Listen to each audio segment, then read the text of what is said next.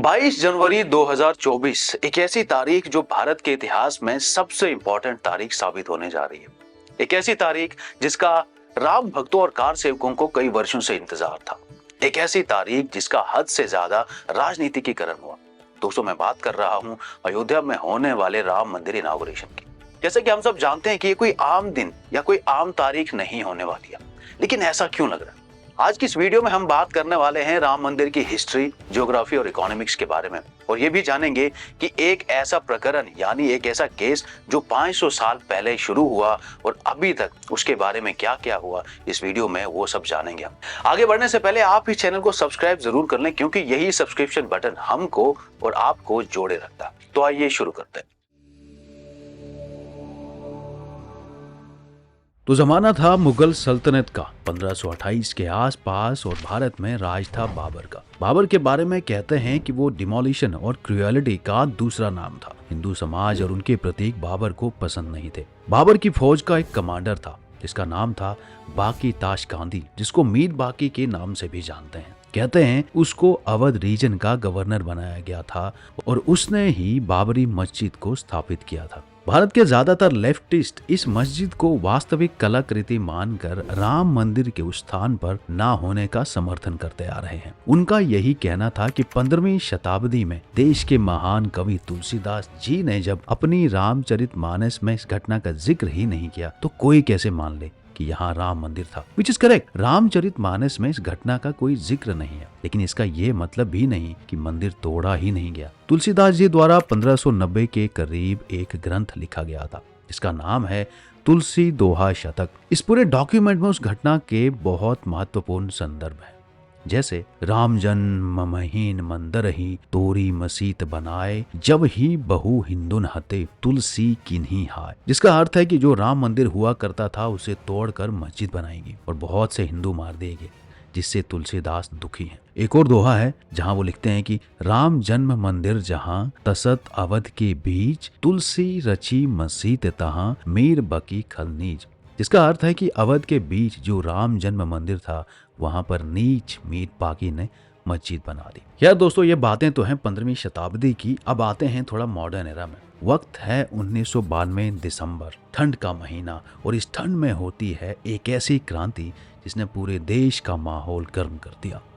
बाबरी मस्जिद गिरा दी गई।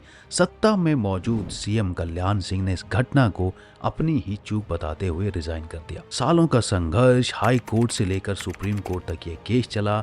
27 साल से ज्यादा का वक्त लगा और 9 नवंबर 2019 में सुप्रीम कोर्ट का फैसला आया। कोर्ट ने इस पूरे लैंड को राम मंदिर बनाए जाने के फैसले के साथ एक ट्रस्ट को सौंप दिया। कोर्ट ने गवर्नमेंट को ये आदेश भी दिया कि अयोध्या के अंदर 5 एकड़ की लैंड उत्तर प्रदेश सुन्नी सेंट्रल वक्फ बोर्ड को सुपुर्द किया जाए ताकि वहां मस्जिद बनाई जा सके। और अब 22 जनवरी 2024 से ये राम जन्म मंदिर आम जनता के लिए खुल जाए। अब हम चर्चा करने जा रहे हैं कुछ ऐसे फैक्टर्स पर, क्योंकि अब पूरी दुनिया द्वारा भारत को 2 अलग अलग टाइमलाइंस में देखा जाएगा या जाना जाएगा। एक भारत जो 22 जनवरी से पहले था और एक जो 22 जनवरी के बाद होगा। लेकिन फर्क क्या होने वाला है राम मंदिर बनने के बाद?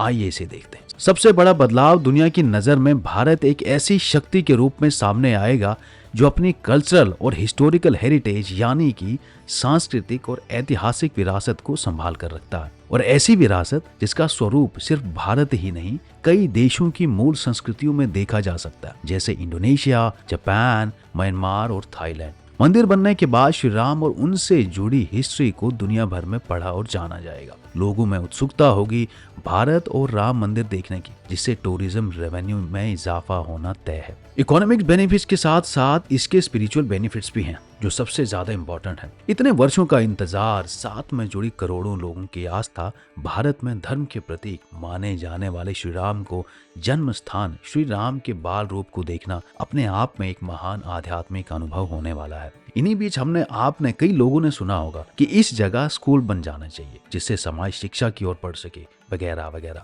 ऐसे लोगों को लगता है कि देश में स्कूल्स की कमी है या किताबी शिक्षा आंतरिक शिक्षा से ज्यादा जरूरी है। इन्हें यह भी लगता है कि मंदिर का बनना भारत की टैक्स पेयर जनता के खून पसीने की कमाई का दुरुपयोग है, जबकि सच्चाई ये है कि ये मंदिर सिर्फ राम भक्तों के दिए हुए पैसे से ही बन रहा है। तो आइए कुछ और ऐसे बड़े प्रोजेक्ट्स के बारे में जानते हैं जो मोदी गवर्नमेंट या सेंट्रल गवर्नमेंट अभी लॉन्च करने वाली है। इन प्रोजेक्ट्स की लागत 11,000 करोड़ से भी ज्यादा है और इन प्रोजेक्ट्स का ऐलान इसलिए किया जा रहा है क्योंकि इनॉग्रेशन के बाद जिस तरह टूरिज्म बढ़ने वाला है, अयोध्या को एज ए सिटी प्रेजेंट किया जाएगा और अयोध्या के विस्तार के लिए ये प्रोजेक्ट्स जरूरी हैं। इस प्रोजेक्ट के अंदर कुछ जरूरी निर्माण कार्य होने वाले हैं, जैसे एयरपोर्ट, अयोध्या धाम जंक्शन, 2 नई अमृत भारत ट्रेन, 6 नए वंदे भारत ट्रेन और ग्रीनफील्ड टाउनशिप। अयोध्या का एयरपोर्ट अपने आप में अनूठा है। इस एयरपोर्ट की टर्मिनल बिल्डिंग 6500 स्क्वायर मीटर्स में फैली है और ये हर साल 10 लाख पैसेंजर्स को हैंडल कर सकता है। मॉडर्न फैसिलिटीज के साथ साथ ये एयरपोर्ट श्री राम से जुड़ी घटनाओं की थीम पर बेस्ड है। Solar plants, rain water harvesting जैसे प्रयोग किए गए हैं। ठीक इसी तरह अयोध्या के रेलवे स्टेशन का भी विकास हो रहा है। 240 करोड़ की लागत से 3 मंजिला रेलवे स्टेशन बनकर सामने आएगा। वो सारी सुविधाएं होंगी जो आम तौर पर बहुत कम स्टेशन पर नजर आती हैं, जैसे lifts, escalators, clock rooms, child care rooms, food stores वगैरह वगैरह। इन प्रोजेक्ट से आने वाला रेवेन्यू देश की टैक्स पेयर जनता के ऊपर ही खर्च किया जाता है, जिससे उन्हें बेहतर स्कूल्स, बेहतर सड़कें, बिजली, पानी जैसी बेसिक जरूरतें पूरी होती की जाती।